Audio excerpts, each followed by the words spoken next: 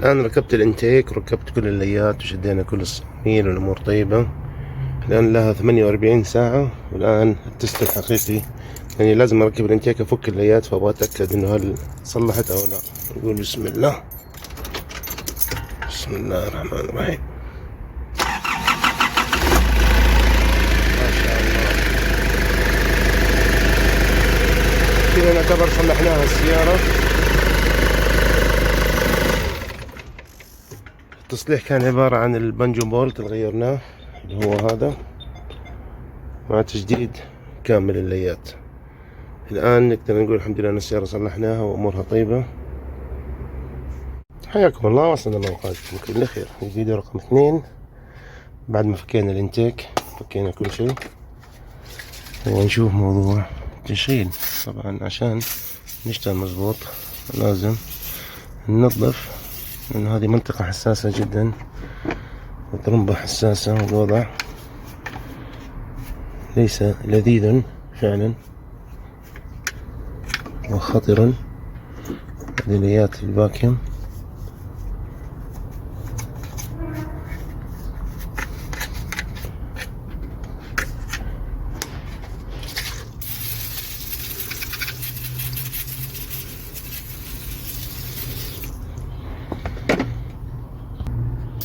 لفة أخيرة.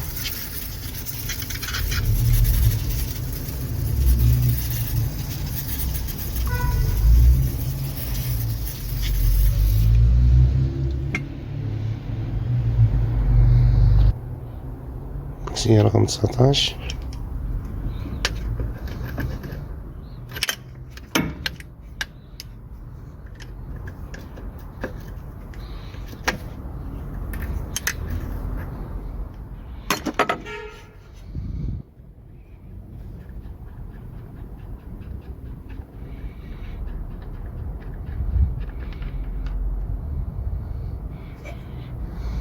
هذه هي.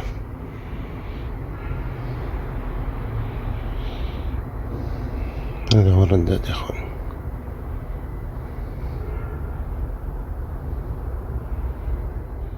طبعا عشان تفك الرداد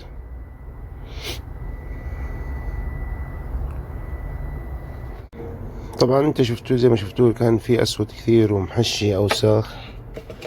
انا لا اعلم هل يجب علي تنظيفه فقط ولا لا يجب علي تنظيفه.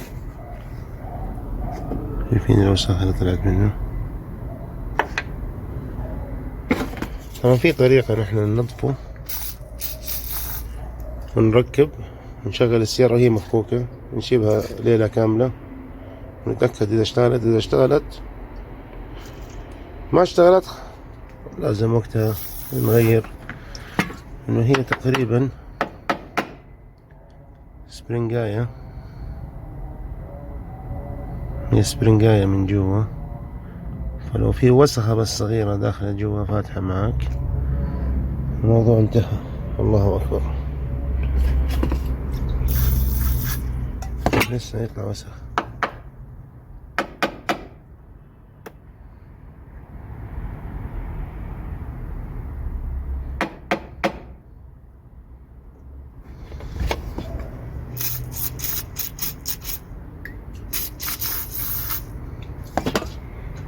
لا تنقع، من هذا وسخ كثير.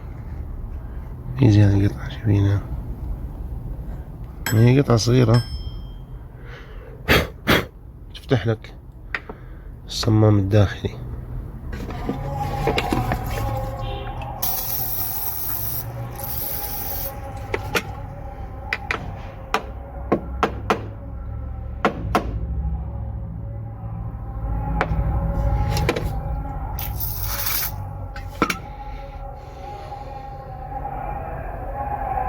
الله أكبر.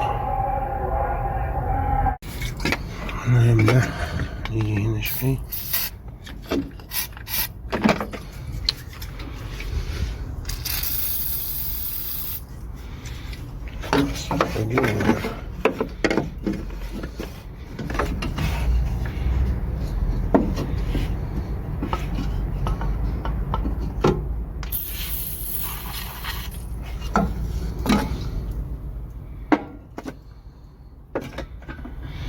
ما طلع وساخ كثير، نظيف. الآن لازم أسكره عشان الأتربة والأوساخ أن تدخل.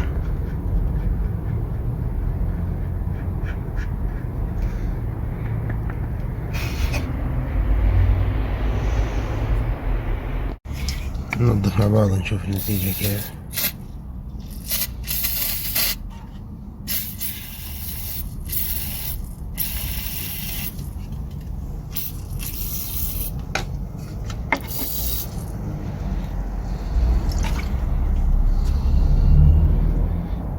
هو يعني مفعوله قوي يا أخي، خليها ساكن.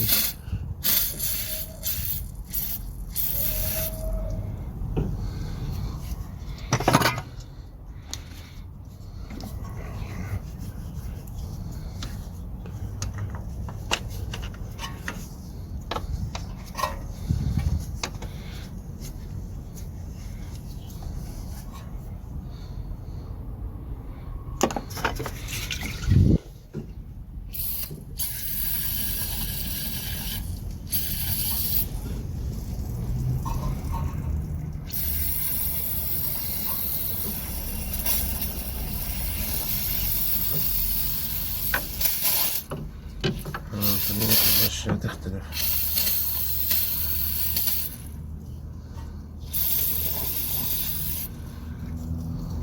يا ساتر، شوف الأوساخ كيف تنزل. ما هذا؟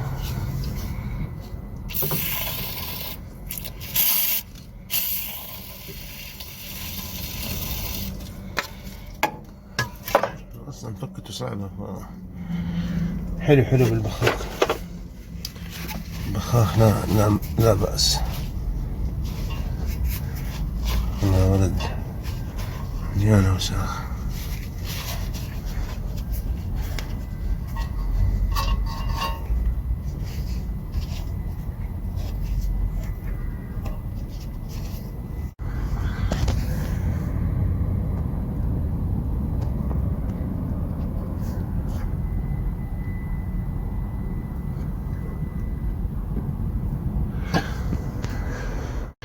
حياكم الله. طبعا هنا بعد بحث طويل زي ما شفتوا لما فكينا هذا كان اثار الترشيح اللي زي كذا في كل مكان منتشر، حتى الليات اللي هنا شايفين هذا اللي كيف انه بعيد عن الطرمبة، ففي اثار تهريب ترشيح ديزل في كل مكان زي هذا شايفين اللون البني. فتواصلت مع واحد راعي تصليح طرمبات ديزل، فقال لي اول شيء انت لازم تسويه تغير لي الربالات هذه كلها من هنا، المفاصل هذه كلها حدائد للتنكي، فاحنا من هنا ممكن نجدد الخط هذا كله. هذا قفيز وهذا قفيز الثاني يطلع من هنا، هذا خط الرجيع نرجعه، وهذا خط السحب. قال لي غير هذا، انا غيرتها وما في اي فايدة منها. طبعا فكيت اول واحد، هذا الثاني مجمورة كان تحت، تيجي تحصه كذا، تحاول انك تجيب الراس حقه، تقول له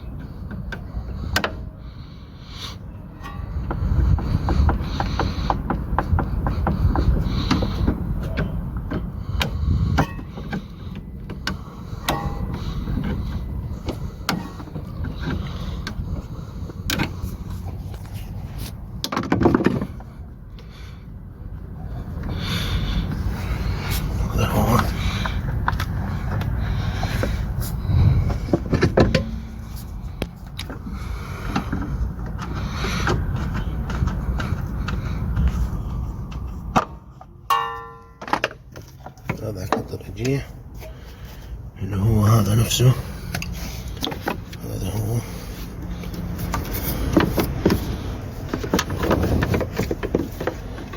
وهذه الوردة لا ننساها، هذا اللي الثاني.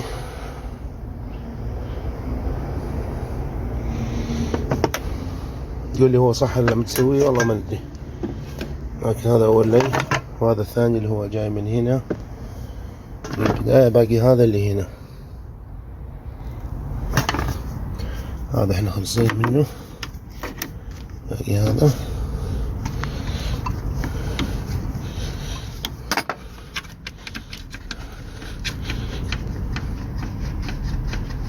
نعم، هذا الثاني.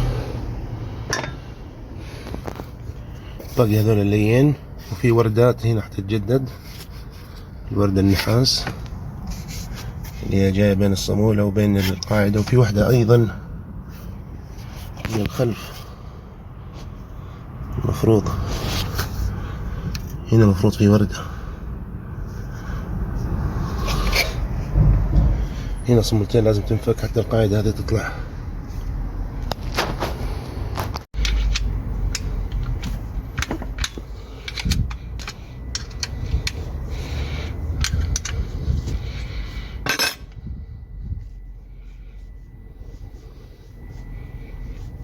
هي كذا الدنيا، شيء يمشي بالحلاوة وشيء يطلع عينك، لكن بالصلاة الرسول تعدي.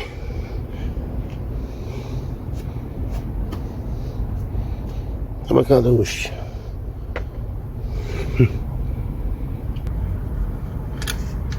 سلام.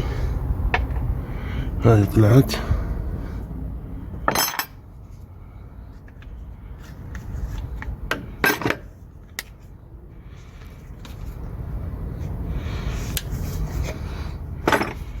تحجر أيضا.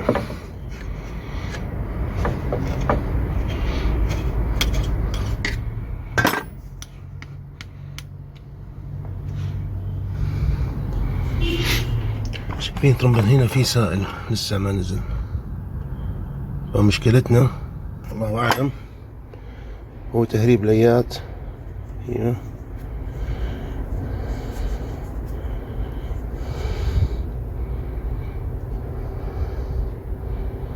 شايفين هنا في كراك،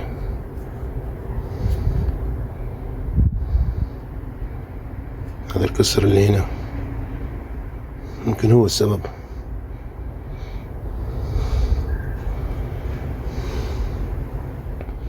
هنا آثار الوردة، وهنا في آثار وردة ثانية بس ليش مش مهم، ما هي موجودة. يمكن طاحت هذه، هي شايفينها تحت، هذه هي. هذه وردة ألمنيوم، وردة ألمنيوم، تيجي واحدة من هنا واحدة من الخلف. وهذه طاحت، لازم نجيب واحدة ثانية غيرها، وأتوقع هذا كمان أيضا نجددها كمان، يبقى شغل تمام. في هذا كمان ممكن نجدده، جاي من هنا لهنا، ممكن يتجدد. بالنسبة للي هذا اللي أنا قطعته من هنا، هذا اللي أنا مقطوع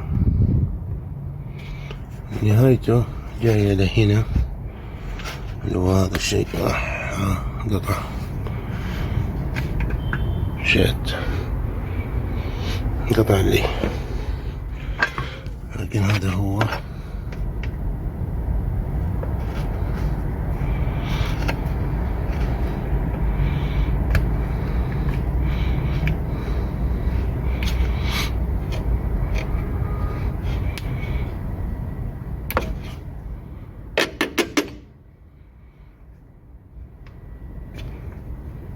ذايب الربل مع الديزل.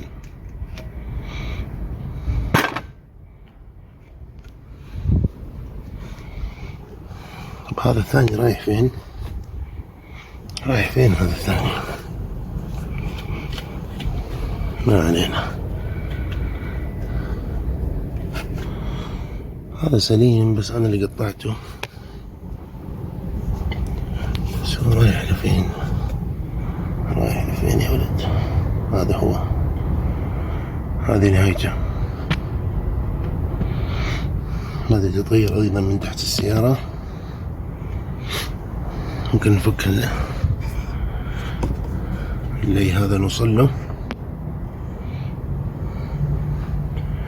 وهذا رايح لهنا.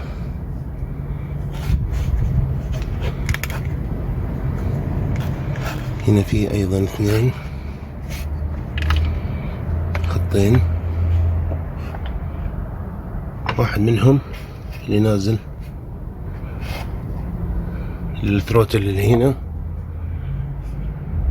قلنا هذا اللي فوق هذا المقطوع اللي فوق، هذا هو المقطوع.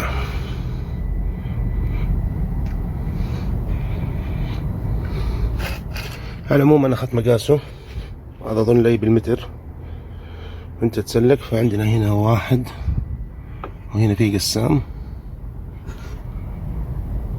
1 2، وهذا الثالث وصل الى هنا تحت. هنجددها كاملة. وهذا ما هو من نفس مقاس هذا ولا هو نفس المقاس؟ لا نفس المقاس. يفضل انه ناخذه ايضا.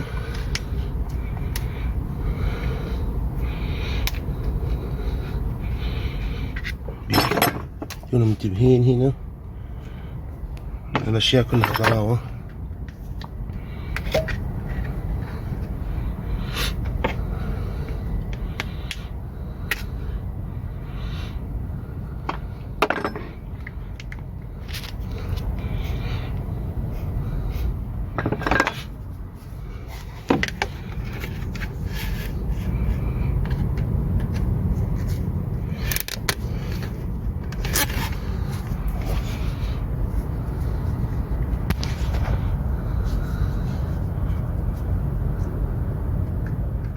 هذه فيديوهات طويلة يا اخوان، عشان هي فيديوهات اصلاح،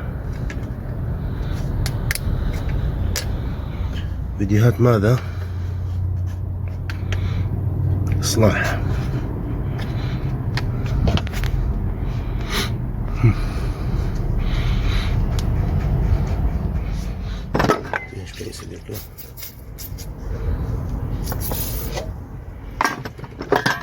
يسبب شوية حنان.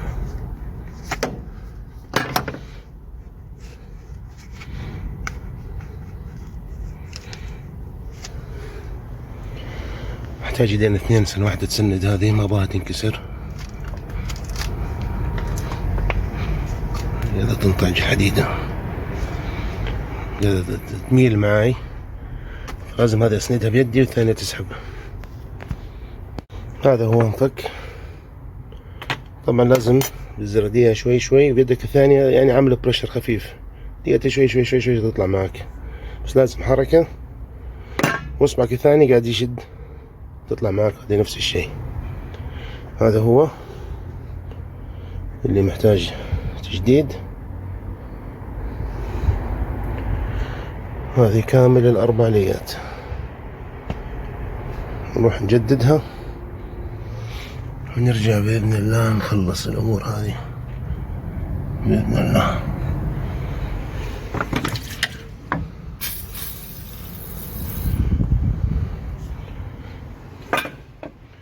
دنيا مطر، توكلنا على الله. طبعا هذه المقاسات جبتها الليات. طبعا هذه للأسف كلها ليات اير هوز. هذا فيول، بس المشكلة ان الفيول ما في الا، بس هذا بالنسبة له هواء اير كومبريسور، وهذا ايضا اير كومبريسور. ما لقيت المقاسات لاني انا اصلا مجبر في السنون هذه الداخلية. طبعا انا شلت منها قطعة من كل نوع، حطيتها في الديزل عشان اشوف هل ممكن يحل او ما يحل. والله بيدي وسخة من الليات اللي هنا انا، بس انه ما قاعد اشوف انه الربل قاعد انه يتحلل. واتوقع ان الامور طيبة، اتوقع ان الامور سليم. طبعا هذا كل موضوع فك قص وتركيب، نفس الشيلات نفس كل شيء. هذا البانجو بورد بعد عناء طويل حصلته عند محلات مرسيدس، انه هو بوش، وبوش اصلا تبيع لمرسيدس، فهي طرمبة مرسيدس او طرمبة المانية. محل اسمه اليوسف، موجود في جوجل ماب، متخصص في التريلات، وفي محل ثاني حق مرسيدس الصغير، فهذا حق مرسيدس. تروح عنده تقول له نيسان ما حتحصلها، يقول لك ما في. يقول له ابن حلال ركب، يقول لي هذا حق مرسيدس، تقول له هي مرسيدس هذا هو طلع نفسه. في ربلة هذه لازم احنا نشيلها من القديمة، نركب الاشياء هذه ونكمل مع بعض. شوف هنا كيف هذا اثاره.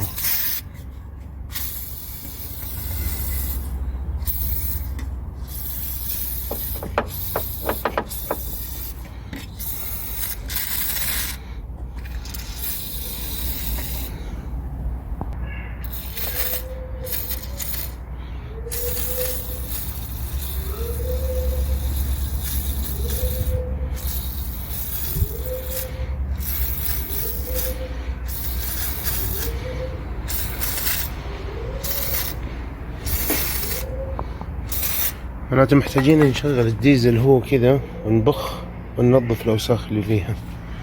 ايش رايكم؟ شوفين كيف هنا نظف شوي صار أحسن، يعني الخشونة في تكفيلة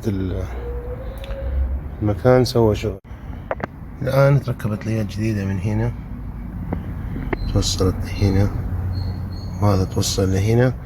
باقي الآن نشفط الديزل ونوصله لهنا، نبغى نشوفها سوا. بسم الله. حطت من هنا،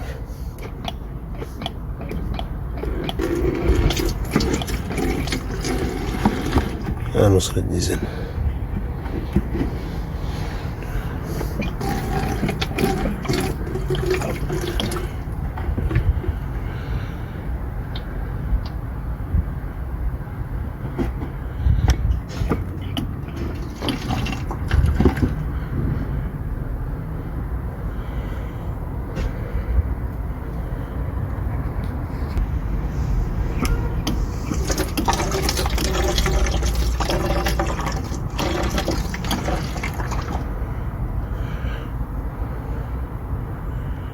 ما نبغى نشوف رغوة. anyway شيل السطل، نضغطها زي ما انتم شايفين فل.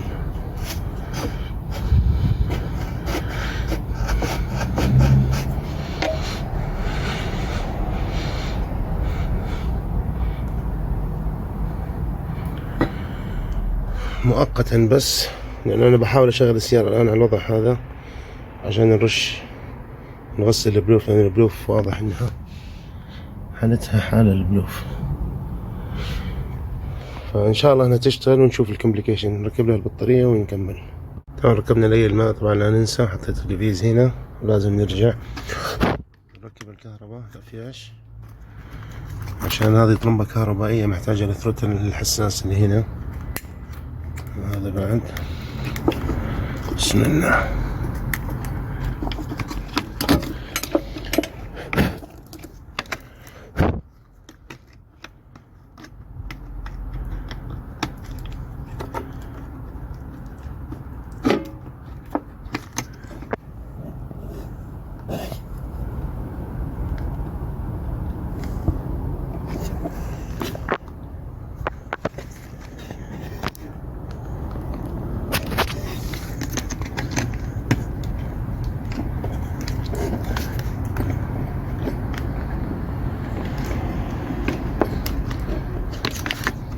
يا جارة ايش عندك؟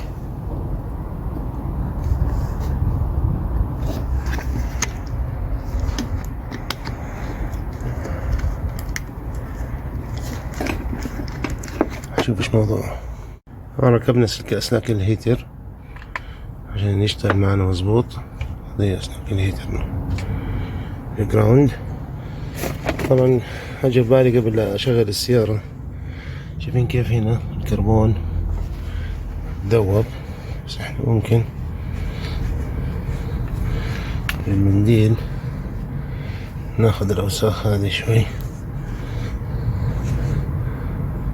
نخفف منها شوي. يا ساتر.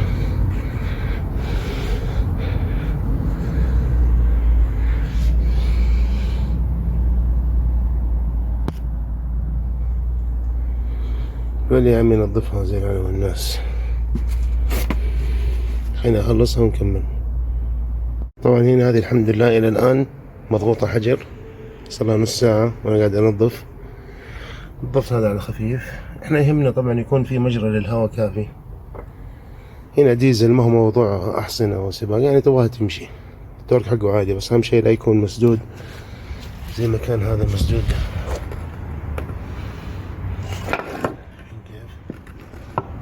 يا ساتر، يبغاله تنظيف زيادة.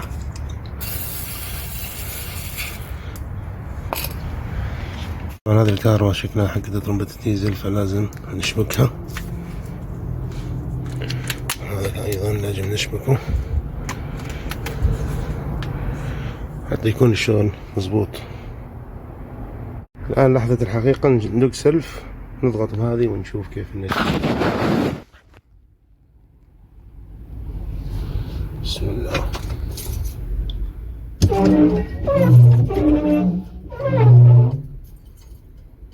بسم الله.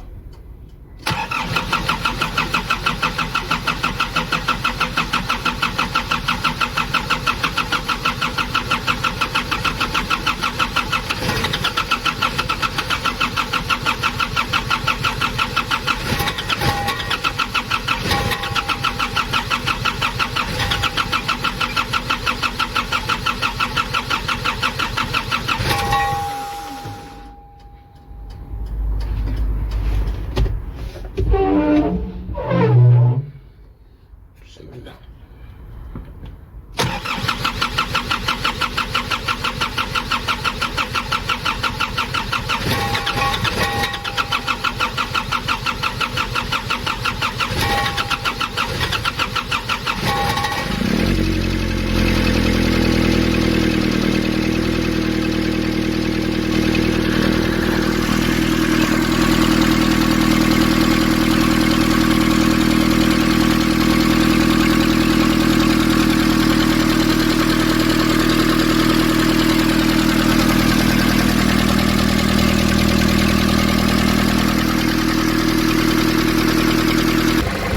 كان هذا شغال الزر. بسم الله.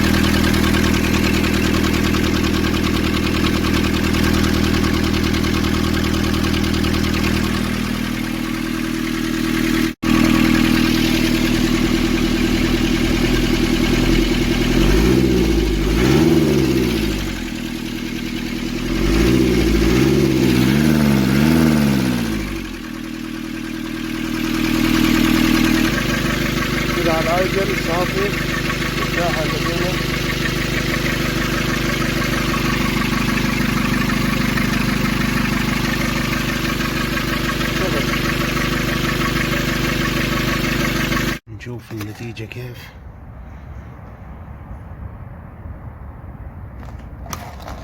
يا ساتر.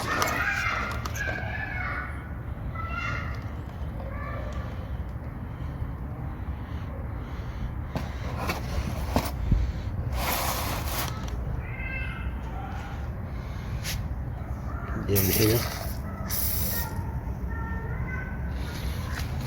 من هنا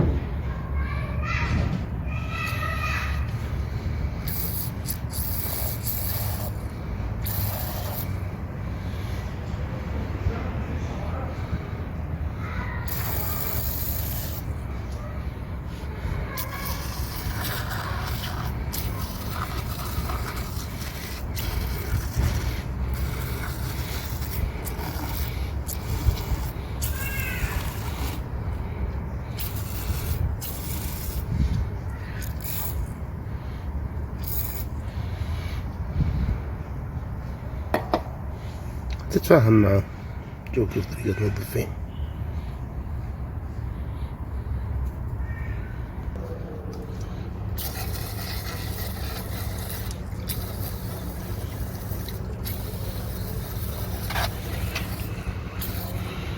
يا ساتر.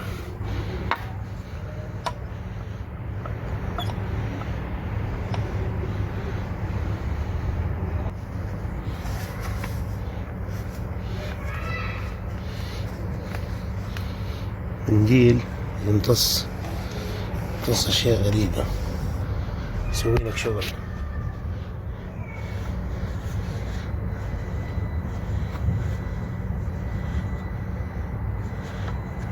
بس اللي نقدر عليه.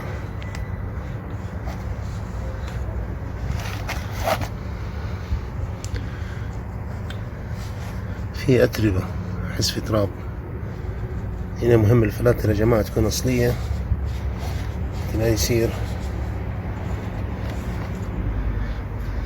خبيث.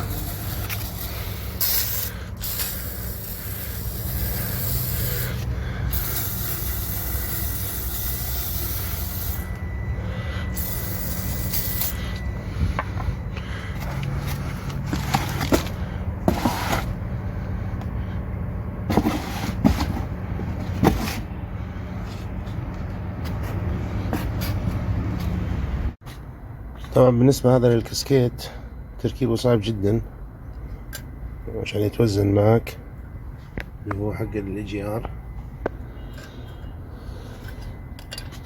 نظفت انا مظبوط فيها شوية بتكس.